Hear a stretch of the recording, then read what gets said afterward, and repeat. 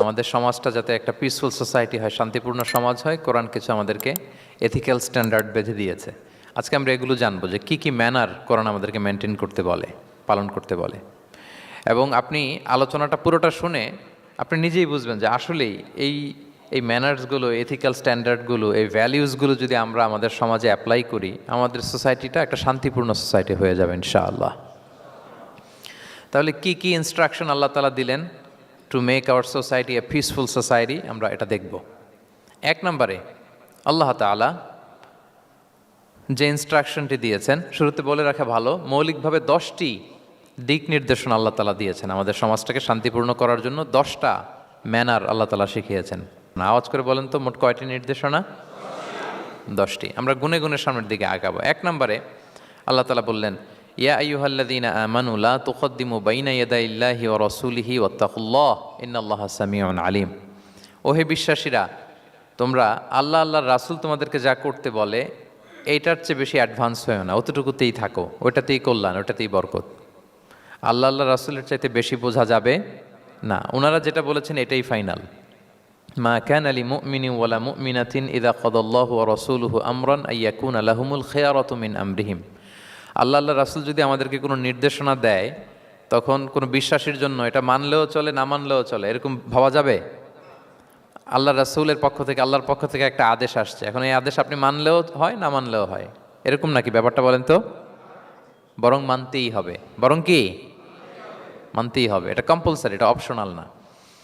তাহলে সমাজকে শান্তিপূর্ণ করার এক নাম্বার গাইডলাইন হচ্ছে আল্লাহ রাসূলের পক্ষ থেকে যে নির্দেশনা আসবে এটা আপনাকে কম্পালসারি টু অ্যাবাইড বাই, এটা মানতেই আপনাকে হবে। এবং রাসূল সাল্লাল্লাহু আলাইহি ওয়াসাল্লাম যেটা শিখিয়েছেন ওইটাই স্ট্যান্ডার্ড, এর চেয়ে আর ভালো করা যায় না। এক সাহাবী বেশি ইবাদত করতে যেয়ে বললেন যে আমি আজ থেকে সারা রাত তাহাজ্জুদ করব, রাতে আর ঘুমাবো না। আরেক সাহাবী বললেন আমি সারা বছর রোজা রাখবো, আমি আর রোজা ভাঙবো না। আরেক সাহাবী বলে আমি আমার স্ত্রীদের কাছে যাব না, আমি সন্ন্যাসী জীবনযাপন করব। তো রাসূল সাল্লাল্লাহু আলাইহি ওয়াসাল্লাম শুনে অপছন্দ করলেন, বললেন তোমরা নাকি এমন এমন বলেছ, আমি তো বিশ্বনবী রাহমাতাল লিল আলামিন, আল্লাহর হাবিব, আমি তো কোনো দিন রোজা রাখি, আবার কোনো দিন রাখি না। সোম বৃহস্পতিবারে রাখি, অন্যান্য দিন তো রাখি না। আবার রাতে আমি ঘুমাই, আবার তাহাজ্জুদও পড়ি, আবার আমি স্ত্রীদের সাথেও মেলামেশা করি। তো আমার এই ব্যালেন্স লাইফ লিড করেও তো আমি আল্লাহর শ্রেষ্ঠ হতে আমার কোনো সমস্যা হয় নাই, তোমাদের কি সমস্যা হলো? সুবহানাল্লাহ। দেখেন, ইসলাম খুব ব্যালেন্সড অ্যাপ্রোচে বিশ্বাস করে, ভারসাম্যপূর্ণ জীবন বিধান। তার মানে রাসূল সাল্লাল্লাহু আলাইহি ওয়াসাল্লাম যেটা শিখিয়েছেন ওইটাই স্ট্যান্ডার্ড। আপনি কি রাসূল সাল্লাল্লাহু আলাইহি ওয়াসাল্লামের চেয়ে বেশি মুত্তাকি হতে পারবেন? বুঝে থাকলে আওয়াজ করে বলুন, আল্লাহ রাসূলের চেয়ে বেশি বুজুর্গ হওয়া সম্ভব? মুত্তাকি হওয়া সম্ভব? আল্লাহওয়ালা হওয়া সম্ভব? তিনি যেটা শিখিয়েছেন ওইটাই স্ট্যান্ডার্ড। তাহলে প্রথম দিক নির্দেশনা হচ্ছে আল্লাহ রাসূলের চেয়ে বেশি বোঝা চলবে। ওনারা যে নির্দেশনা দিয়েছেন সেটা মানলেই জীবনের সুখ, সেটা মানলেই কি? এক নম্বর গাইডলাইন। সমাজ যদি শান্তিপূর্ণ সমাজ আমরা পেতে চাই, পিসফুল সোসাইটি যদি পেতে চাই। 2 নম্বর গাইডলাইন হচ্ছে আল্লাহ তাআলা বলছেন, ইয়া আইয়ুহাল্লাযীনা আমানু লা তারফাউ আসওয়াতাকুম ফাওকা সাওতিন নাবিক ওয়া লা তাজহারু লাহু বিল কওলি কাজাহরি বা'দিকুম লিবা'দিন আন তাহবাতা আ'মালুকুম ওয়া আনতুম লা তাশউরুন। ওহে বিশ্বাসীরা, নবীর কণ্ঠের চাইতে তোমাদের কণ্ঠকে উঁচু করো না। খবরদার, যদি করো, নিজেরা নিজেদের সাথে যেভাবে কথা বলো, নবীর সাথে যদি এভাবে কথা বলো, তাহলে তোমাদের সব আমলগুলোকে বাতিল করে দিবে কে? এই আয়াত নাজিলের একটা প্রেক্ষাপট আছে। বনু তামিম গোত্রের লিডার কে হবে এটা নিয়ে ডিসকাশন হচ্ছিল। তো আবু বকর রাদিয়াল্লাহু তাআলা আনহু বললেন, আমি চাই উনি হোক লিডার। ওমরে ফারুক বলে, না না না, উনি না, আপনি বুঝতে পারেন নাই, আমি চাই ইনি হোক। আবু বকর বলে, ওমর তুমি ঠিক বলো না, আমি বললে তুমি খুলে উল্টাটা বলো, উনি হলে ভালো হয়। ওমরে ফারুক বলে, না না না, উনি না, উনি হলে। এই যে উনি করে দুইজন তর্ক বিতর্ক করতে করতে ওনাদের কণ্ঠটা রাসূল সাল্লাল্লাহু আলাইহি ওয়াসাল্লামের কণ্ঠের চাইতে একটু উঁচু হয়ে গেল, যেটা দেখতে অনেকটা অশোভন ছিল, সুন্দর দেখাচ্ছিল না। তো রাসূল সাল্লাল্লাহু আলাইহি ওয়াসাল্লাম সামনে বসা, ওনার সামনে উঁচু গলা করে কেউ কথা বলবে, এটা আল্লাহ বরদাশত করলেন না। আরশের উপর থেকে আল্লাহ তাআলা আয়াত নাজিল করলেন, লা তারফাউ আসওয়াতাকুম ফাওকা সাওতিন নাবী। খবরদার, নবীর কণ্ঠের চাইতে যেন তোমাদের কণ্ঠ উঁচু হয়ে না যায়। যদি যায় তাহলে তোমাদের আমলগুলো বাতিল হয়ে যাবে। এবং নিজেরা নিজেদেরকে যেভাবে ডাকো সেভাবে ডেকো না, এরকম করলে আমল বাতিল হয়ে যাবে। তো আল্লাহ তাআলা এখানে আদব শিক্ষা দিলেন যে রাসূল সাল্লাল্লাহু আলাইহি ইসলামের সামনে কথা বলতে গেলে খুব ভদ্র ভাষায় কথা বলতে হবে, শালীন ভাষায় কথা বলতে হবে। মজার ব্যাপার হচ্ছে, আপনারা জানেন কিনা জানি না, যারা হজ উমরা করেছেন আপনারা দেখবেন যে রাসূল সাল্লাল্লাহু আলাইহি ইসলামের পবিত্র কবরের উপর এই আয়াতটা এখনও লেখা আছে যে লা তারফাউ আসওয়াতাকুম ফাওকা সাওতিন নবী, নবীর কণ্ঠের চাইতে যেন কণ্ঠ উঁচু হয়ে না যায়। এজন্য দেখবেন যে যারা রাসূল সাল্লাল্লাহু আলাইহি ইসলামের কবর জিয়ারত করতে যায়, ওনারা কবরের সামনে যে ধৈর্য ধারণ করতে পারে না, বুক ফেটে কান্না আসে যে আজীবন যে নবীর কথা শুনলাম, যে নবীর হাদিস শুনলাম, যে নবীকে আমি এত ভালোবাসি, যে নবী আমার জন্য সুপারিশ করবেন, যে নবী আমাকে হাউজে কাউসারের পানি দিবেন, সেই নবী এখানে শুয়ে আছে। এটা ভাবতেই মুমিন হৃদয়ে বাঁধ ভাঙা কান্নার জোয়ার আসে, হাউমাউ করে কাঁদতে ইচ্ছে করে, কিন্তু ওখানে আওয়াজ করা যায় না, কারণ ওখানে লেখা লা তারফাউ আসওয়াতাকুম ফাওকা সাওতিন নবী, নবীর দরবারে বড় গলায় আওয়াজ করে কোনো শব্দ উচ্চারণ করা যাবে না। খুব ভদ্র বিনম্র চিত্তে রাসূল সাল্লাল্লাহু আলাইহি ইসলামের রওজার সামনে দাঁড়িয়ে আমরা সালাম পাঠ করি। তো এই নিয়মটা শুধু যে রাসূল সাল্লাল্লাহু আলাইহি ইসলামের জন্যই খাস তা নয়, আমাদের আব্বা আম্মা, আমাদের শিক্ষক, মুরব্বী, আধ্যাত্মিক নেতা, ধর্মীয় গুরু, ইসলামী আন্দোলনের বড় লিডার, এরকম যে কারো সামনে বড় গলায় উঁচু গলায় আওয়াজ করে কথা বলা যাবে না, বরং সেখানে ভদ্রতা, এটিকেটস, নম্রতা এটা বজায় রাখতে হবে। এটা বুঝতে পেরেছেন? হ্যাঁ। পাশাপাশি রাসূল সাল্লাল্লাহু আলাইহি ওয়াসাল্লাম একবার দুপুরবেলায় ওনার ঘরে শুয়েছিলেন। সূরার নাম হচ্ছে সূরাতুল হুজুরাত, মনে আছে তো আপনাদের? সূরার নাম কি? হ্যাঁ, হুজুরাত মানে হচ্ছে কম্পার্টমেন্ট বা অ্যাপার্টমেন্ট, যেখানে মানুষ থাকে আর কি। রাসূল সাল্লাল্লাহু আলাইহি ওয়াসাল্লাম এরকম 9টা হুজরাখানা ছিল। আপনার বাংলাদেশে ইমাম সাহেবের হুজরাখানা এই শব্দটার সাথে পরিচিত না সবাই? এই হুজরাখানা থেকে আল হুজরাত। রাসূল সাল্লাল্লাহু আলাইহি ওয়াসাল্লামের 9 জন স্ত্রী এই 9টা হুজরাতে থাকতেন এবং এগুলো মসজিদে নববীর সাথে অ্যাটাচ করা ছিল। দুপুরে খেয়ে রাসূল সাল্লাল্লাহু আলাইহি ওয়াসাল্লাম কাইলুলা করছেন, বিশ্রাম নিচ্ছেন। হঠাৎ কিছু বেদুইন লোক, যাদের মধ্যে সভ্যতার ছোঁয়া লাগেনি, তারা এসে রাসূল সাল্লাল্লাহু আলাইহি ওয়াসাল্লামকে ডাকতে আরম্ভ করলো, ইয়া মুহাম্মদ উখরুজ ইলাইনা, ইয়া মুহাম্মদ উখরুজ, এই মুহাম্মদ বেরো বেরো, কথা আছে, এই মুহাম্মদ বেরো বেরো। মানে কেমন যেন বন্ধুরে ডাকতেছে, মনে হচ্ছে বন্ধুকে ডাকতেছে। আল্লাহ তাআলা এটা বরদাস্ত করলেন না, বললেন খবরদার, নিজেরা নিজেদেরকে যেমনে ডাকো, নবীকে যদি অমনে ডাকো, তোমার ঈমান আমল সব বাতিল হয়ে যাবে, খবরদার, সব বাতিল হয়ে যাবে। বরং ওনাকে যখন সম্বোধন করবে তখন ডাক দিবে খুব ভদ্র ভাষায়, বলতে হবে ইয়া নবী আল্লাহ, ইয়া রসুল আল্লাহ, ইয়া হাবিব আল্লাহ, এরকম ভদ্রোচিতভাবে রাসূল সাল্লাল্লাহু আলাইহি ওয়াসাল্লামকে ডাকতে হবে। তাহলে রাসূলের সামনে কণ্ঠ উঁচু করার কারণে আল্লাহ তাআলা এই আয়াত নাজিল করলেন। এবং এই আয়াত নাজিলের পরে উমরে ফারুক রাদিয়াল্লাহু তাআলা এত ভয় পেলেন, এরপরে রাসূল সাল্লাল্লাহু আলাইহি ওয়াসাল্লামের সামনে কথা বলতে গেলে উনি এত আস্তে কথা বলতেন, ওই যে বেশি জোরে যদি কথা বলি তাহলে আমার সব আমল বাতিল হয়ে যাবে, এত আস্তে বলতেন। রাসূল সাল্লাল্লাহু আলাইহি ওয়াসাল্লাম জিজ্ঞেস করা লাগতো, ওমর কি বললে, আবার বলো তো, একটু জোরে বলো ওমর, আরেকটু জোরে বলো, আরেকটু জোরে বলো। সুবহানাল্লাহ। মানে এত মিন মিন করে, এত ক্ষীণ ক্ষীণ শব্দে ওমর ফারুক কথা বলতে লাগলেন যে রাসূল সাল্লাল্লাহু আলাইহি ওয়াসাল্লামের বুঝতে কষ্ট হচ্ছিল কথা। তখন তিনি বলতেন, ওমর আরেকটু জোরে বলো না, কি বললে বুঝলাম না, আরেকটু জোরে বলো। ওনারা এতটা ভয় পেয়েছিলেন এই আয়াত নাজিল হওয়ার পরে। তাহলে 2 নাম্বার ইনস্ট্রাকশন হচ্ছে, মুরব্বী, শিক্ষক, ওস্তাজ, ধর্মীয় গুরু, আধ্যাত্মিক নেতা, ইসলামী আন্দোলনের বড় নেতা, এরকম রেসপেক্টেড কারো সামনে উচ্চবাচ্য করে কথা বলা উচিত না। এটা আদবের খেলাফ, শিষ্টাচারের খেলাফ। আর আমরা বলেছি এই সূরাটা আমাদের শিষ্টাচার নিয়ে কথা বলে, সামাজিক রীতিনীতি, শিষ্টাচার, এটিকেটস নিয়ে কথা বলে। তাহলে এই যে 2টা ইনস্ট্রাকশন গেল। 3 নাম্বার ইনস্ট্রাকশন হচ্ছে আল্লাহ তাআলা বললেন, ইয়া আইয়ুহাল্লাযীনা আমানু, ওহে বিশ্বাসীরা, ইন জাআকুম ফাসিকুম বিনাবাইন ফাতাবায়ানু, কোনো পাপাচারী যদি কোনো নিউজ নিয়ে আসে, বিশ্বাস করার আগে নিউজটা যাচাই করে নিও। আন তুসিবু কওমান বিজাহালাতিন ফাতুসবিহু আলা মা ফাআলতুম নাদিমিন, যদি তোমরা বিশ্বাস করে ফেলো তাহলে কোনো কওমের উপর হয়তো এমন ডিসিশন নিয়ে নিতে পারো যে ডিসিশনের কারণে পরে তোমাদেরকে পস্তাতে হবে। তাহলে 3 নাম্বার ইনস্ট্রাকশন হচ্ছে, নিউজ একটা শুনলেই বিশ্বাস করা যাবে, এটাকে ভেরিফাই করতে হবে। কি করতে হবে? You have to verify and cross check the authenticity of the news. নিউজটা সঠিক কিনা আপনাকে ক্রস চেক করতে হবে, শুনলেই বিশ্বাস করা যাবে না। এটা বর্তমান সময়ের সাথে অনেক বেশি প্রাসঙ্গিক। এত হোক্স নিউজ এখন, এত এত রুমার্স, এত ফেক নিউজ সোশ্যাল মিডিয়াগুলোতে, ইভেন মেইন স্ট্রিম মিডিয়াও যা প্রচার করে সবই যে আপনি বিশ্বাস করতে পারবেন তাও না, ওইটাও একটু ক্রস চেক করে নিতে হবে। এদেরও কিছু প্রোপাগান্ডা থাকে আবার, হ্যাঁ, এরাও নিউজকে এমনভাবে অনেক সময় করে তাদের সুবিধার্থে। সো আপনার চোখ কান খোলা রেখে অনেকগুলো নিউজ একসাথে মিলিয়ে তারপরে বিশ্বাস করতে হবে। কিন্তু আমাদের সরল মনা অনেক ভাইদের যেটা হয়, ফেসবুকে একটা কিছু দেখি আমরা মনে করি যেটা সঠিক, ফলে কি করি, শেয়ার দিয়ে ফেলি। কি করি, শেয়ার দেই। আবার আপনার বন্ধুরা শেয়ার দেয়, ফলে মুহূর্তে একটা রুমর, একটা গুজব ছড়িয়ে পড়ে সমাজে, কিন্তু আদতে এটার সাথে কোনো মিলই নাই বাস্তবতার। এরকম হয় কি হয় না বলেন তো? দেখেন ইসলাম কত সুন্দর একটা নিউজকে ভেরিফাই করার জন্য আমাদেরকে নির্দেশ দিয়েছে। ফাতাবাইয়ানু মানে ক্রস চেক করো। কোনো সংবাদ আসলেই চিলে কান নিয়ে গেছে শুনলে চিলের পেছনে দৌড় দিবেন নাকি? না, আগে প্রথমে কি করবেন, একটু দেখে নিতে হবে যে আসলে কি কান নিয়ে গেল না রয়ে গেল। এই আয়াত নাজিলের একটা প্রেক্ষাপট আছে, সেটা কি, পঞ্চম হিজরিতে বনুল মুস্তালেকের যুদ্ধে যখন আল্লাহ হাবিব সাল্লাল্লাহু আলাইহি ওয়াসাল্লাম জয়লাভ করলেন, বনুল মুস্তালেকের সবাই মুসলিম হলো।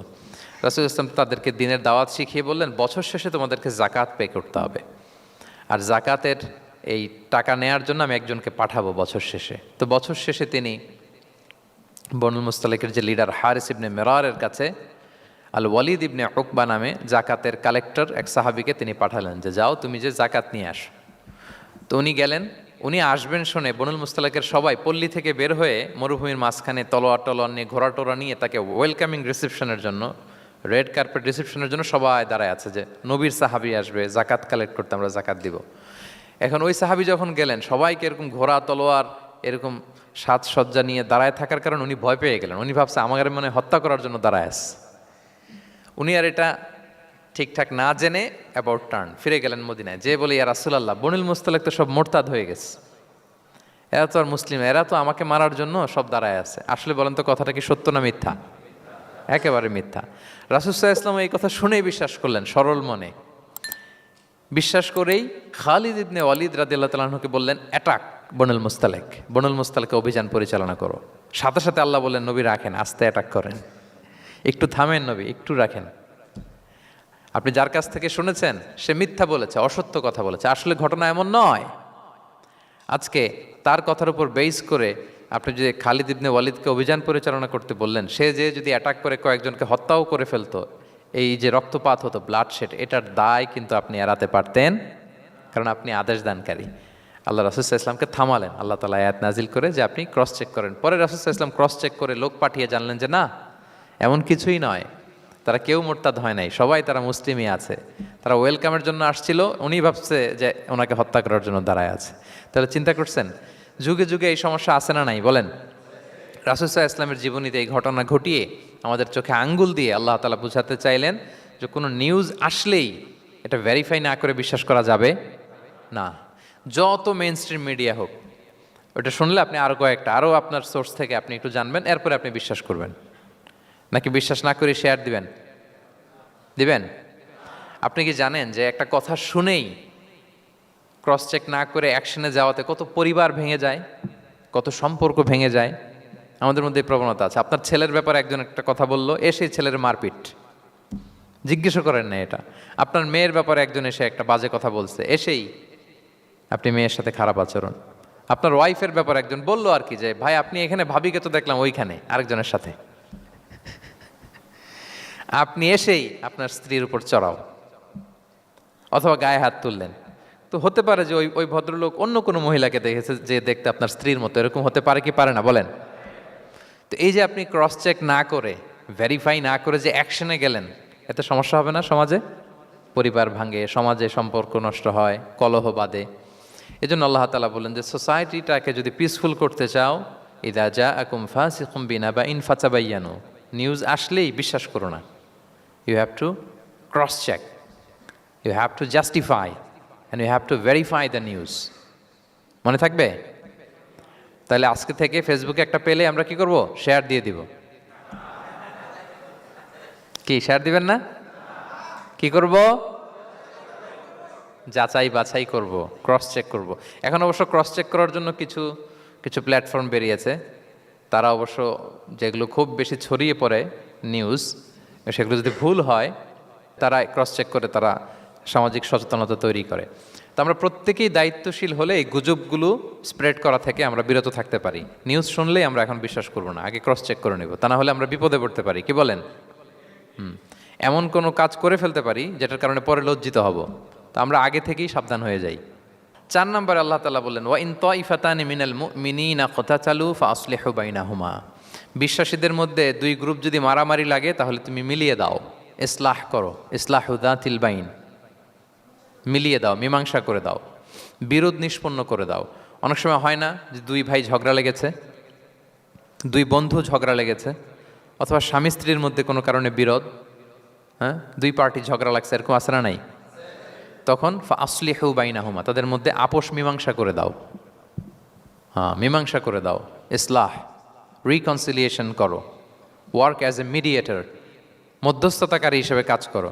তো আমরা সমাজে কি করি দেখেন তো, একটু মিলিয়ে নেন। দুইজন ঝগড়া লাগছে, আমরা কি করি? হ্যাঁ, কি করেন? আরো লাগিয়ে দেন, সর্বনাশ। তাই তো আপনাদের ওয়াজি করতেছি আমি না, তাদেরকে আরো ঝগড়ায় মাতিয়ে তোলা যাবে না, লাগিয়ে দেওয়া যাবে না, বরং ঝগড়া থামিয়ে দিতে হবে। কি করতে হবে? কয়েক জায়গায় কৌশল করে মিথ্যা বলা জায়েজ, সহিহ হাদিসে এসছে। এর মধ্যে একটা আছে, দুইজন মানুষের মধ্যে সম্পর্ক নষ্ট, তাদের সম্পর্ক জোড়া লাগিয়ে দেওয়ার জন্য আপনি কৌশল করে মিথ্যা বলতে পারেন। যেমন ধরেন যে দুইজনের সাথে কথা হয় না, দা কুমড়া সম্পর্ক, আপনি একজনকে বললেন যে ভাই ওই দিন তো ওই লোক আপনার ব্যাপারে অনেক প্রশংসা করলো, সে তো শুনে অবাক হবে, কিরে আমার প্রশংসা কি বললো, এমন এমন বললো। তো এটা শুনে ওই লোকের ব্যাপারে তার মনটা একটু নরম হবে। আবার তাকে বললেন যে উনি তো আপনার ব্যাপারে এরকম একটা পজিটিভ কমেন্ট করলো, সেও অবাক হবে, তাই নাকি, তার সাথে আমি এত ভুল বোঝাবুঝি, আসলে লোকটা তো তাইলে ভালো। এই যে দুজনকে আপনি এমন কিছু কথা কৌশল করে বললেন, ফলে তাদের মধ্যে একটা হৃদ্যতা তৈরি হবে। হঠাৎ দেখবেন যে একজন আরেকজনকে দেখে সালাম দিয়ে কথা বলে কোলাকুলি করে সেই আগের যেই শত্রুতা সব নিমেষে শেষ হয়ে গেছে। ঠিক কিনা বলেন? হ্যাঁ, এই যে মধ্যস্থতাকারী আপনি হলেন, এজন্য আল্লাহ তাআলা আপনাকে সওয়াব দিবেন। তাহলে বিবাদমান দুই গ্রুপ দেখলে আমরা আজ থেকে আরো ঝগড়া লাগিয়ে দিব না মিলিয়ে দিব? রাসূল সাল্লাল্লাহু আলাইহি ওয়াসাল্লাম বলেন আলা উখবিরুকুম বিআফদালা দারাজাতিম মিন সাদাকাতি ওয়াস সিয়ামি ওয়াস সালাহ, নামাজ, রোজা, সাদাকা, এর চেয়েও একটা বড় মর্তবার ভালো কাজ আছে, সেটা কি আমি তোমাদের বলবো না? সাহাবারা বলল বলেন। আল্লাহ রাসূল সাল্লাল্লাহু আলাইহি ওয়াসাল্লাম বললেন সেটা হচ্ছে ইসলাহু যাতিল বাইন, দুই পক্ষকে মিলিয়ে দেয়া, বিবাদমান দুই গোষ্ঠীকে কি করা? মিলিয়ে দেয়া। এটা নামাজ, রোজা, সাদাকা এর চেয়েও বেশি সওয়াবের কাজ। দেখেন আমরা ইসলামটা বোঝার ক্ষেত্রে আমাদের কত ল্যাকিংস। আমরা মনে করি শুধু লম্বা দাড়ি রাখলাম, তাসবিহ একটা নিলাম আর জিকির করতেছি দিন রাত এক করে, এরপরে নামাজ পড়তে পড়তে কপালে দাগ ফেলে, এই বোধহয় ভালো কাজ, এই সব ভালো আমিই করে ফেললাম। কিন্তু দেখেন রাসূল ইসলাম বলেছে না, সমাজে বিবাদমান দুইটা গ্রুপকে যদি মিলিয়ে দাও, এটা নামাজ, রোজা, সাদাকার চেয়ে বেশি সওয়াব তুমি পাবে। তাহলে এখন থেকে যদি আমরা বিবাদ দেখি কি করব? মিলিয়ে দিব। কখনো আমরা ঝগড়া আরো বাদিয়ে দিব না। আগুন যদি লাগে সেখানে পানি ঢালবো নাকি তেল ঢালবেন? কি ঢালবেন? অনেকে কি ঢালে? আরো দাউ দাউ করে জ্বালাতে চায় না, না এটা করা যাবে না, বরং আমরা মিলিয়ে দিব ইনশাআল্লাহ। বলেন সবাই। আল্লাহর হাবিব সাল্লাল্লাহু আলাইহি ওয়াসাল্লাম তিনি এই কাজটা করতেন। মক্কা থেকে মদিনায় গেলেন, মদিনায় আউস খাজরাজ দুইটা গোত্র, বছরের পর বছর যুদ্ধ, উনি যেই মিলিয়ে দিলেন। রাসূল সাল্লাল্লাহু আলাইহি ওয়াসাল্লাম এই যে সংলাপ, তারপর রিকনসিলিয়েশন, মিডিয়েশন, মধ্যস্থতা, এগুলোতে এক্সপার্ট ছিলেন। যে যুদ্ধ থামে না, এই যুদ্ধ মিলিয়ে দিলেন। কত প্রাণ গেল এই যুদ্ধে, কিন্তু রাসূল সাল্লাল্লাহু আলাইহি ওয়াসাল্লাম যেই আউস খাজরাজ এখন ভাই ভাই হয়ে গেছে, ভাই ভাই করে দিলেন, ভ্রাতৃত্বের বন্ধনে ওনাদেরকে আবদ্ধ করে দিলেন আল্লাহর হাবিব সাল্লাল্লাহু আলাইহি ওয়াসাল্লাম। এবং সহিহ বুখারীতে একটা বাব আছে, বাবের শিরোনাম হচ্ছে বাবু কৌলুল ইমাম ইযহাবু বিনা নুসলিহ বাইনাকুম, মানে আমাকে নিয়ে চলো আমি মিলিয়ে দিব। এটা ছিল রাসূল সাল্লাল্লাহু আলাইহি ওয়াসাল্লামের বিখ্যাত বাণী। ঝগড়া একটা লাগছে, রাসূল সাল্লাল্লাহু আলাইহি ওয়াসাল্লাম বলতেন আরে আমি আসি না, আমাকে নিয়ে যাও, আমি মিলাই দেবো। কোথাও কিছু হয়েছে, আমাকে নিয়ে যাও, আমি তো আছি, মিলাই দেবো। রাসূল সাল্লাল্লাহু আলাইহি ওয়াসাল্লাম এসেছেনই মানুষকে মিলানোর জন্য, গড়ার জন্য এসেছেন, ভাঙার জন্য নয়। তাহলে 4 নাম্বার যেটা আমরা জানলাম যে বিবাদমান দুই পক্ষকে আমরা কি করব?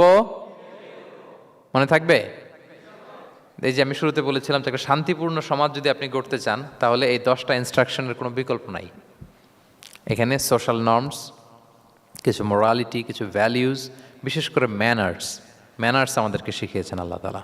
তাহলে 4টা জানলাম, কয়টা?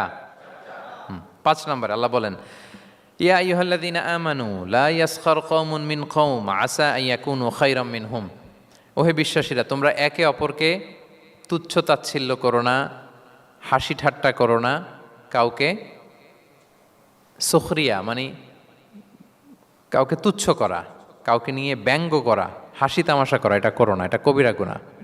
মানে এমন কোনো কথা বলো না যাতে তোমার ভাইয়ের মনে কষ্ট হয়, এরকম কিছু বলা যাবে না। আমরা অনেক সময় এটা করে ফেলি, এমন কথা বলি যেটাতে আরেক ভাই বা আরেক বোন কষ্ট পায়। আমরা খুব সিম্পলি বলি, কিন্তু এটা কবিরা গুনাহ। এটা কি?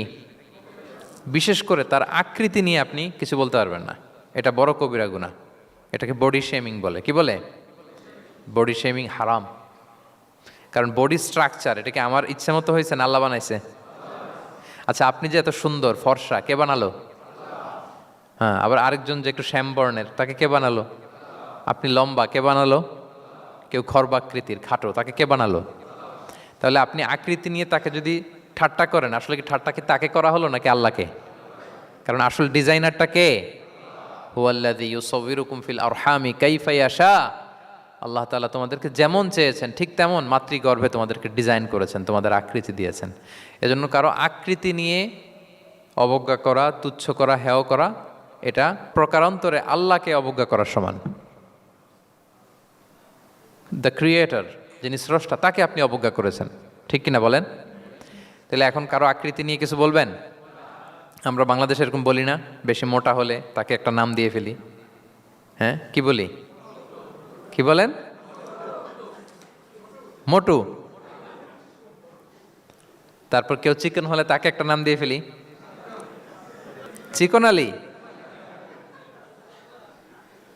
এরপর ধরেন যে কারো হয়তো নাক ছোট, চোখ ছোট, তাকে চাকমা বলে আমাদের এলাকায়। হ্যাঁ, নাক ছোট চাকমা, তো এটা হইল?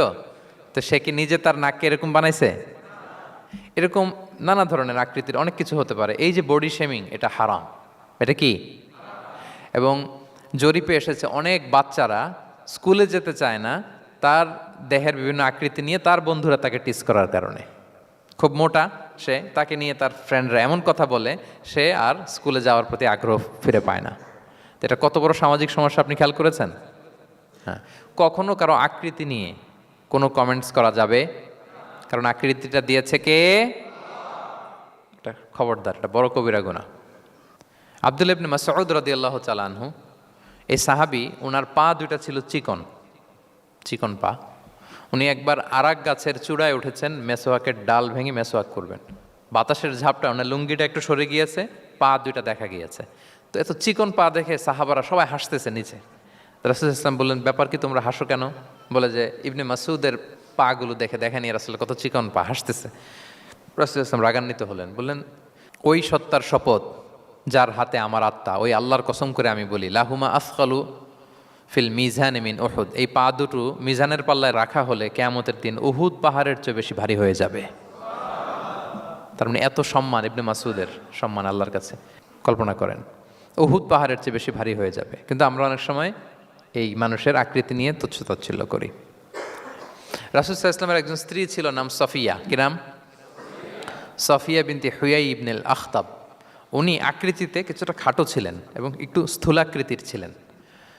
তো এটাকে একটু ইঙ্গিত করে আম্মাজান আয়েশা রাদিয়াল্লাহু তাআলা আনহা একবার একটা শব্দ ব্যবহার করেছেন, মানে শব্দ দিয়ে কৌশলে বুঝিয়েছেন, তানি কসিরা, মানে আপনার সেই খাটো স্ত্রী সফিয়া। নারীদের মধ্যে এটা থাকে স্বাভাবিক, মানবীয় কারণে। একাধিক স্ত্রী হলে মানবীয় কারণে একটু জেলাসি বা একটু কিছু বিষয় থাকে, এটা থেকে মানুষ বেরোতে পারে না, এবং সেটা নবীদের স্ত্রীরাও সেটা থেকে বেরোয়া সম্ভব ছিল না। তো কথা বলতে বলতে এমন একটা শব্দ বললেন যেটা দিয়ে সাফিয়া রাদিয়াল্লাহু তাআলা আনহাকে বুঝালেন যে আপনার অমুক স্ত্রী, মানে তিনি আকৃতিতে কিছুটা খাটো এবং কিছুটা স্থূলাকৃতির। এই শব্দটা রাসূল ইসলাম পছন্দ করলেন না। বললেন, আয়েশা, এটা তুমি কি বললে? আয়েশা, তুমি কি জানো, লাকুত কুলতি কালিমা, তুমি এমন একটা শব্দ বলেছ সফিয়ার ব্যাপারে, লাউ মুজিজাত বিমা ইল বাহরি লা মাজহাজাতহু, এই শব্দটা যদি নীল সাগরে ছেড়ে দেওয়া হয় তাহলে এই শব্দের পঙ্কিলতার কারণে নীল সাগরের পানি মুহূর্তেই কালো হয়ে যাবে। আর এরকম শব্দ যেন আমি না শুনি। আম্মাজান আয়েশা রাদিয়াল্লাহু তাআলা আনহা সচেতন হয়ে গেলেন, আর কখনো এরকম বলেননি। দেখেন, রাসূল ইসলাম কখনো এই বডি শেমিংকে স্পেস দিতেন না, কখনো না। আমরা এগুলোকে ছোট মনে করি, কিন্তু যাকে আপনি বলেন সে অনেক কষ্ট পায় মনে। সে খুব মনে কষ্ট পায়, এজন্য এটা বলা যাবে না, খবরদার। রাসূল সাল্লাল্লাহু আলাইহি ওয়াসাল্লাম বলেন, ইন্নাল আবদা লা ইয়াতাকাল্লামু বিল কালিমাতি মা ইয়াতাবায়্যানু ফিহা ইয়াজিল্লু বিহা ফিন্নার। মানুষ অনেক সময় মুখ ফসকে এমন কমেন্ট করে ফেলে অন্যের ব্যাপারে, এটা দিয়ে সে মাঝে মাঝে জাহান্নামী হয়ে যায়, কিন্তু সে ভাবেই নাই এই শব্দে আমাকে জাহান্নামে ঢুকাবে। কারণ এই মুখ দিয়ে যা বেরোয় এটা বলতে অনেক সাবধানে। রাসূল ইসলাম বলেছেন, দুইটা অঙ্গের গ্যারান্টি যদি কেউ আমাকে দেয়, আমি তাকে জান্নাতের গ্যারান্টি দেই। মাই আদমান লি মা বাইনা লিহিয়াইহি ও মা বাইনা রিজিলাইহি আদমান লাহুল জান্নাহ। দুই অঙ্গের গ্যারান্টি যে দেয় তাকে আমি জান্নাতের গ্যারান্টি দেয়। এক হচ্ছে দুই চোয়ালের মাঝখানে যা আছে মানে জিব্বা, এই জিব্বার গ্যারান্টি যদি দেয়। আরেকটা হচ্ছে দুই পায়ের মাঝখানে যা আছে মানে মানুষের প্রাইভেট।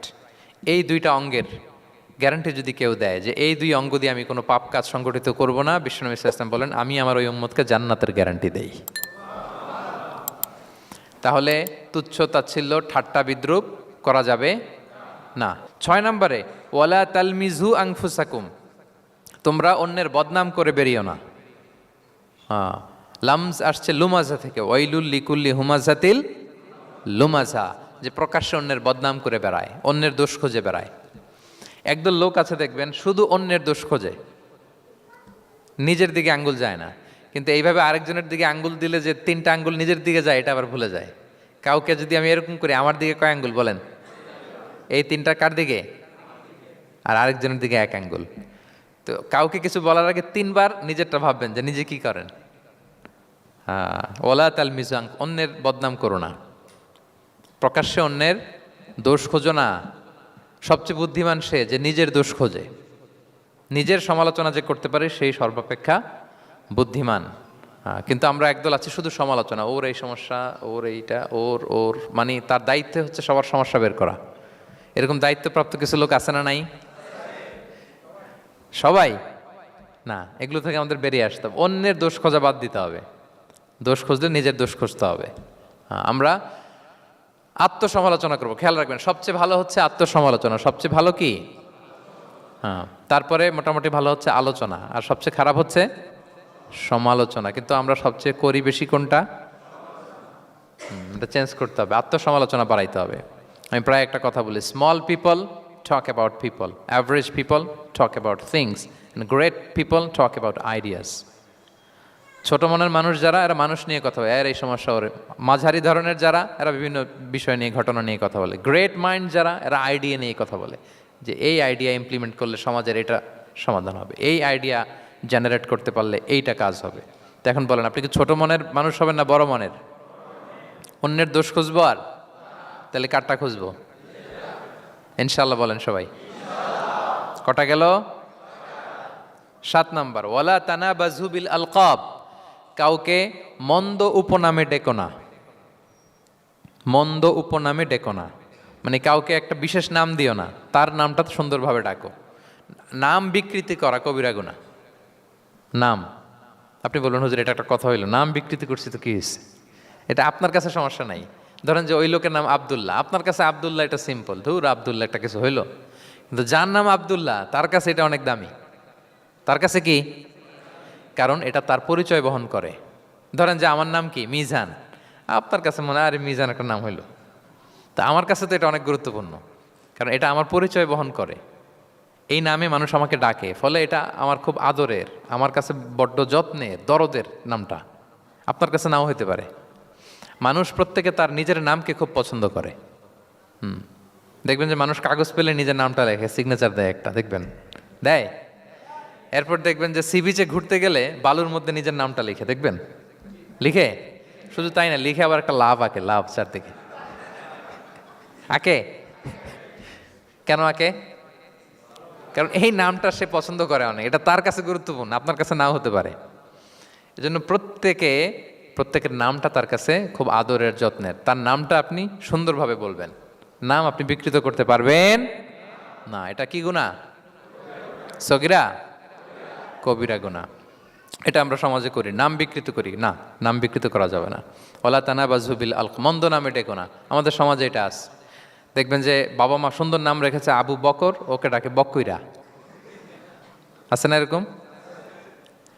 তারপর নাম রেখেছে ধরেন আব্দুল কুদ্দুস, ওকে ডাকে। নাম রেখেছে আব্দুল ওয়াক্কাস, ওকে ডাকে। এই বিকৃতি আপনি করতে পারবেন? কারণ কিয়ামতের দিন আপনার নাম ধরে আপনার বাবার নাম ধরে ডাকা হবে। তুদআউনা ইয়াউমাল কিয়ামাতি বিআসমাইকুম ওয়া আসমাই আবাইকুম। কিয়ামতের দিন তোমার নাম, তোমার বাবার নাম, যখন আপনাকে ডাকবে ফেরেশতারা, আপনার নাম এবং আপনার বাবার নাম ধরে ডাকা হবে। এজন্য রাসূল সাল্লাল্লাহু আলাইহি ওয়াসাল্লাম বলেন, ফা আহসিনু আসমাক, তোমাদের নামগুলো সুন্দর রেখো, নাহলে সেই দিন ডাকবে বল্টুর ছেলে কল্টু দাঁড়াও। তখন এই কোটি কোটি মানুষের সামনে আপনি এই নাম নিয়ে দাঁড়াবেন আর লজ্জায় পড়বেন। আর যদি বলে আব্দুর রহমানের ছেলে আব্দুল্লাহ, আসো, কত সুন্দর। নামগুলো ভালো আলেম দিয়ে ক্রস চেক করে কনসালটেশন করে এরপরে রাখবেন। আর কাউকে মন্দ নামে কখনো ডাকা যাবে না। তার বংশের কোনো খারাপ কিছু দিয়ে তাকে ডাকা যাবে না। ধরেন একজনের বাবা ছিল চোর, কিন্তু তার সন্তান সে সৎ মানুষ হইতে পারে না। এখন বাবার কথা কি আপনি চোরের পোলা বলে ডাকতে পারবেন না? আপনি ডাকবেন না, বলতে পারবেন না, কারণ সে তো ভালো। তাহলে নাম বিকৃত করা, মন্দ উপনামে ডাকা, এটা কবিরা গুনাহ। এটা আমরা কখনো করব? মনে থাকবে প্রিয় ভাইরা? আচ্ছা, 8 নম্বরে আল্লাহ তাআলা বলছেন, ইয়া আইয়ুহাল্লাযীনা আমানু জিতানিবু কাসীরাম মিনায-যন। ওই বিশ্বাসীরা, তোমরা ধারণা থেকে বেঁচে থাকো। ইন্না বা'দা-যন্নি ইসমুন, কিছু কিছু ধারণা আছে এটা পাপ। ধারণা, অ্যাজাম্পশন করে কথা বলা নিষেধ। ধারণার উপর বেস করে কথা বলা যাবে। অনেকে ধারণার উপর কথা বলে। বেশিরভাগ ধারণাই মিথ্যা হয়। ধারণার বেশিরভাগ কি হয়? সো আপনি ধারণা, বেসড অন ধারণা আপনি কোনো কথা বলতে পারবেন, মানে যেটাকে আমরা বাংলায় বলি আন্দাজে কথা বলা। বাংলা আমরা কি বলি? আন্দাজে আপনি কিছু বলতে পারবেন না, আপনাকে নিশ্চিত হইতে হবে। আমরা খালি চোখে যা দেখি, বাস্তবে ওই ঘটনা নাও হতে পারে এরকম। হোয়াট এভার উই সি, এটা রিয়েল সিনারি নাও হতে পারে, কিন্তু ভেতরে হয়তো এমন কিছু একটা আছে যেটা আমরা জানি না। এজন্য ধারণা করে কথা বলা নিষেধ ইসলামে। ওয়া ইন্না যন্না লা ইউগনি মিনাল হাক্কি শাইআ, আল্লাহ বলেন ধারণা কখনো সত্যের বিকল্প হতে পারে না। আপনাকে সত্যটা জেনে বলতে হবে। আপনি ধারণার উপর কিছু বলতে, আমরা এরকম সমাজে অনেক করি, অনেক। আপনি পাবেন, দেখবেন যে ধরেন যে আপনাকে আপনার এক বন্ধু দেখলো, রিক্সা দিয়ে যাচ্ছেন, আপনার পাশে এক নারী বসা, তো সে অনেক কিছু খারাপ ধারণা করতে পারে। এরকম হয় না সমাজে? তো এমন হতে পারে যে আপনি আপনার ছোট বোনকে নিয়ে বেরিয়েছেন, হতে পারে না? কিন্তু আপনি তো একটা ধারণা করে ফেললেন অন্য কিছু। বা আপনার ভাগ্নিকে নিয়ে বের হয়েছেন, আপনার খালাকে, আপন খালাকে নিয়ে বেরিয়েছেন কোনো কাজে, ডাক্তারের কাছে বা কিছু একটা হতে পারে। কিন্তু তাকে দেখেই আমি এদিক সেদিক বলতে আরম্ভ করলাম যে ওকে তো দেখছি এরকম এরকম এরকম। আছে না নাই? আমাদের সমাজে আমি দেখেছি যে কারো যদি ঠোঁট কালো হয় তো মানুষ ধারণা করে নেয় লোকটা মনে হয় সিগারেট খায়। কিন্তু সিগারেট সেবন করা ছাড়াও কারো ঠোঁট কালো হতে পারে কি পারে না বলেন? এই যে এগুলো সমাজে প্রচলিত। বিয়ে করার পর পর ইমিডিয়েট যদি কেউ একটা গাড়ি কিনে বা হুন্ডা কিনে, এটা কি বলে বলেন তো? এই বোধহয় শ্বশুর বাড়ি থেকে যৌতুক নিয়ে আসছে। দেখছেন, এরকম ভুরি ভুরি আপনি সমাজে পাবেন যে আন্দাজে, ধারণার উপরে আমরা অনেক কথা বলে ফেলি, কিন্তু নিশ্চিত না হয়ে আপনি কোনো কমেন্টসে যেতে পারবেন না। এটা একেবারে নিষেধ। 9 নম্বরে আল্লাহ বললেন, ওয়ালা তাজাসসু, গোয়েন্দাগিরি করো না, স্পাইগিরি করো না, অন্যের ব্যক্তিগত বিষয় নিয়ে খোটাখুটি করো না। এরকম স্বভাব আমাদের অনেকের আছে না নাই? অনেকে দেখবেন যে অনেকের প্রাইভেট বিষয় নিয়ে খোঁচাখুচি করতে সে বড্ড মজা পায়। আছে এরকম? এটা হারাম। আওয়াজ করে বলুন, এটা কি? ওয়ালা তাজাসসু, গোয়েন্দাগিরি করো না। Everyone has personal space and no one should interfere someone's personal space. কেউ কারো পার্সোনাল স্পেসে ইন্টারফেয়ার করা যাবে না। প্রত্যেকের একটা প্রাইভেট এরিয়া আছে, প্রাইভেসি আছে। দেখেন ইসলাম প্রাইভেসিকে কত গুরুত্ব দেয়। প্রত্যেকের প্রাইভেসিকে ইসলাম কত গুরুত্ব দেয়। কারো প্রাইভেসির মধ্যে ইন্টারফেয়ার করা এটা ইসলাম পছন্দ করে না। এজন্য খবরদার, কারো ব্যক্তিগত কোনো ইস্যু নিয়ে আমরা নাক গলাতে পারবো না। কারো মোবাইল ধরে মোবাইলের গ্যালারি চেক করা, কারো ইনবক্স চেক করা, কাউকে না বলে কারো চিঠি পড়ে ফেলা, উকি মারা, আড়ি পাতা, এগুলো হারাম। এগুলো কি? এরকম স্বভাব আমাদের আছে না নাই? আড়ি পেতে শুনতে চাই, উকি মারি, তারপর সে কি করে দেখি তার প্রাইভেট মুহূর্তে, তারপর তার মোবাইল চেক করি, তার গ্যালারি চেক করি, তার ইনবক্স চেক করি। এই দায়িত্ব ইসলাম আমাদেরকে দেয়। এমনকি ইসলামী রাষ্ট্রও যদি হয় ইসলামী রাষ্ট্রের জন্য এটা দায়িত্ব না যে প্রত্যেকে ব্যক্তিগত তার বেডরুমে তার প্রাইভেট লাইফে কি করে এটা দেখা, ইটস নট হিজ বিজনেস। ইসলামী রাষ্ট্র মানুষকে ন্যায়, কল্যাণের পথ, সুন্দর জীবন পরিচালনার জন্য উৎসাহিত করবে, কিন্তু প্রত্যেকে প্রাইভেট লাইফে কি করে ওইটা সিসি ক্যামেরা লাগিয়ে দেখা এটা কারো দায়িত্বের মধ্যে পড়ে না। এটা একেবারে নিষেধ। এটাকে বলে তাজাসসুস, গোয়েন্দাগিরি করা। বরং ইসলাম কি উৎসাহিত করে জানেন? অন্যের দোষ দেখলে এটাকে গোপন রাখতে উৎসাহিত করে। গোপন রাখবেন। মান সাতারা আইবান সাতারাহুল্লাহু ইয়াউমাল কিয়ামা। কেউ যদি তার ভাইয়ের দোষ গোপন রাখে, কিয়ামতের দিন আল্লাহ তার দোষ গোপন রাখবে। ওমান কাশাফা আওরাতা আখি, বিষ্ণু বলেন, কিন্তু কেউ যদি তার ভাইয়ের কোনো গোপন জিনিস প্রকাশ করে দেয়, কাশাফাল্লাহু আওরাতাহু, আল্লাহ তার সব গোপন জিনিস প্রকাশ করে দিবে। বলেন আমাদের প্রত্যেকেরই গোপন জিনিস আছে না নাই? এখন আমাদের সব ভুল, সব গোপনীয়তা যদি প্রকাশ হয়ে যায় কি হবে তখন? আল্লাহ নিজে দায়িত্ব নিচ্ছে যে তুমি যদি তোমার ভাইয়ের কিছু ফাঁস করো, তোমার হাড়ি আমি হাটে ভাঙবো। হাটে হাড়ি ভাঙবো তোমার আমি, তখন দেখা যাবে। আমাদের অনেকের এই মানসিকতা আছে, অন্যের প্রাইভেট বিষয় নিয়ে কখনো আপনি নাক গলাতে পারবেন না, কারো প্রাইভেসিতে আপনি ইন্টারফেয়ার করবেন না, কারো প্রাইভেট স্পেসে আপনি ইন্টারফেয়ার করবেন না। এটা খুব বাজে একটা স্বভাব, এটা ইসলাম হারাম করে দিয়েছে। আমাদের অনেকের মধ্যে আছে খুঁটে খুঁটে, ভাই এটা কি, ওইটা কি করছেন, সরকারি চাকরি না প্রাইভেট চাকরি, বেতন কত, বয়স কত, ওইটা কত, ওইটা কত, হাবি যাবি, এটা তার, ইটস নট হিজ বিজনেস। তারপরে মানুষ খুঁচিয়ে খুঁচিয়ে, নিঃসন্তান দম্পতি আমি দেখেছি, তাদেরকে পেলে অনেকে, ভাই কি সমস্যা, কয় বছর হইল, বাচ্চা নিচ্ছেন না কেন, কবে হবে, কার সমস্যা, আপনার সমস্যা না ভাবির সমস্যা, বেটা তোর কি সমস্যা ওইটা বল। একজন নিঃসন্তান দম্পতি তারা কি স্ট্রাগলের মধ্য দিয়ে যায় আপনি জানেন?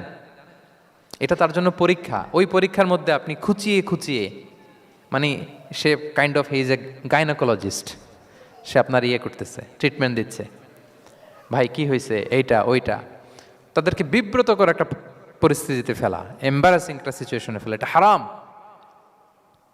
এই ম্যানারগুলো ইসলাম আমাদেরকে ধরে ধরে শেখায় যে এটা তোমার বিজনেস না, তুমি খুঁচিয়ে খুঁচিয়ে মানুষের ব্যক্তিগত বিষয় যেটাতে সে বিব্রত বোধ করে এগুলো তুমি জিজ্ঞেস করতে পারো না।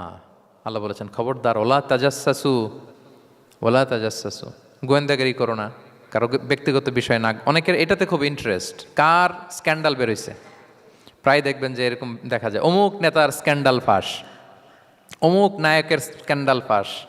তোমার স্ক্যান্ডাল কবে ফাঁস হবে এটা বলো?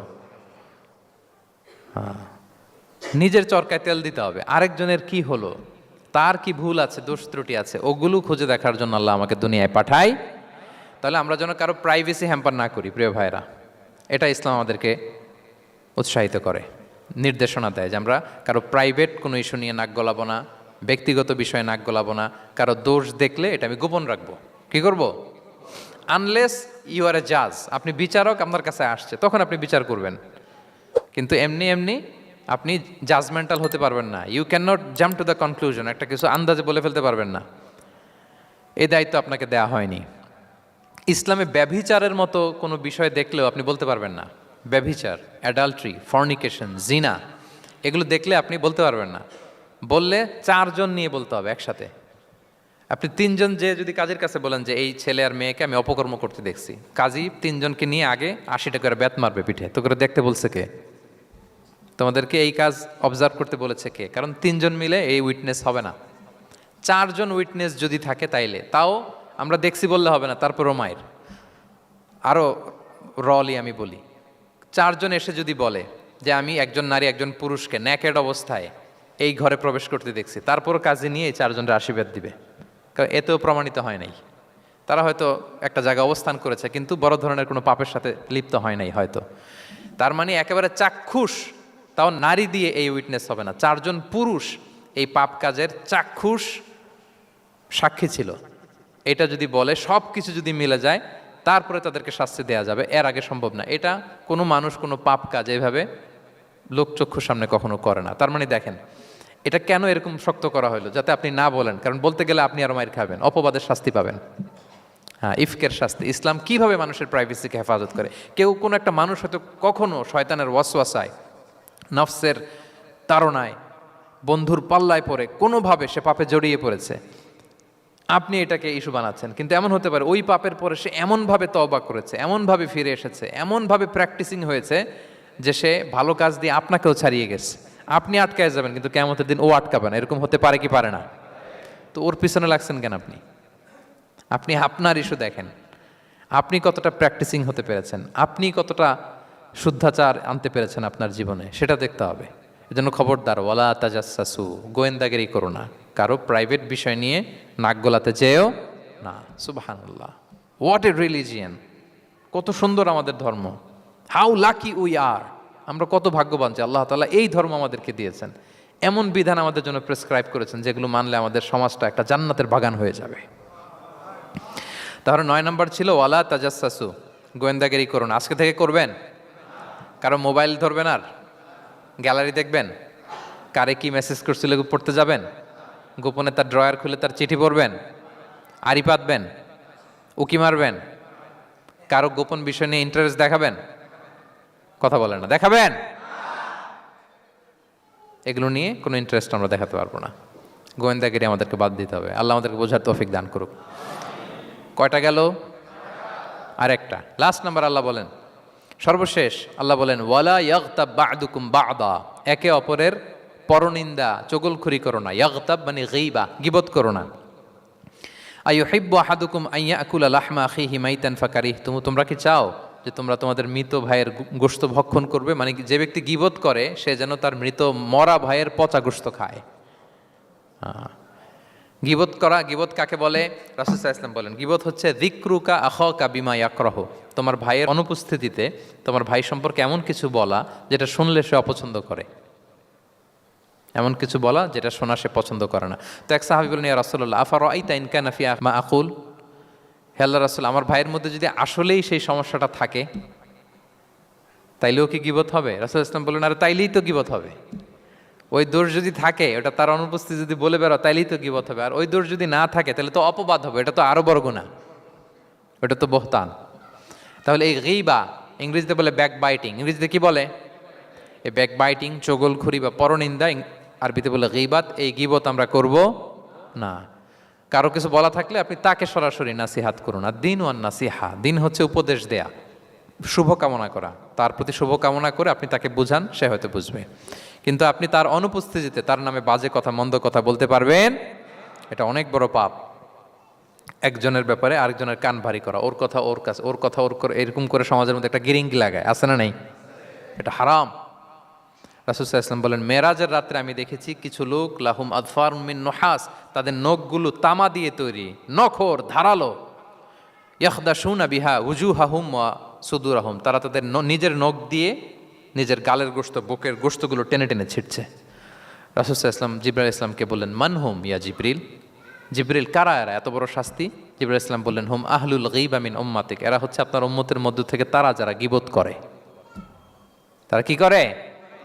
তাহলে এই গীবতের সাথে আমাদের কোনো সম্পর্ক, এটা থেকে আমাদেরকে বেঁচে থাকতে হবে, এটা করা যাবে না। আমরা অনেকে হালাল ওয়েতে গীবত করি। এইভাবে কিভাবে করে আমি বলি আপনাদের, এইভাবে শুরু করে, এইভাবে কি বলবো ভাই, বললে তো গীবত হয়ে যায়, তারপরও না বললেই না, একটু বলি। শুরুতে কি বললে তো, দেখছেন কিভাবে হালাল করে, বললে তো গীবত হয়ে যায়, এইভাবে স্টার্ট করে। বললে যদি গীবত হয়ে যায় এটা বলা যাবে? আওয়াজ করে বলেন, যেটা বললে গীবত হয়ে যাবে এটা বলা যাবে না। এই অভ্যাসগুলো থেকে আমরা আস্তে আস্তে ফিরে আসবো, ওগুলো আমরা আর বলবো। তাহলে মোট 10টা, কয়টা? এই 10টা যদি আমরা মেনে চলি, সমাজে আর কোনো অশান্তি থাকবে? বিশৃঙ্খলা থাকবে? হানাহানি, মারামারি? সমাজটা একটা শান্তির সমাজ হবে, পিসফুল সমাজ হবে। এই জন্য এই সূরাটাকে বলা হয় সামাজিক রীতিনীতির সূরা।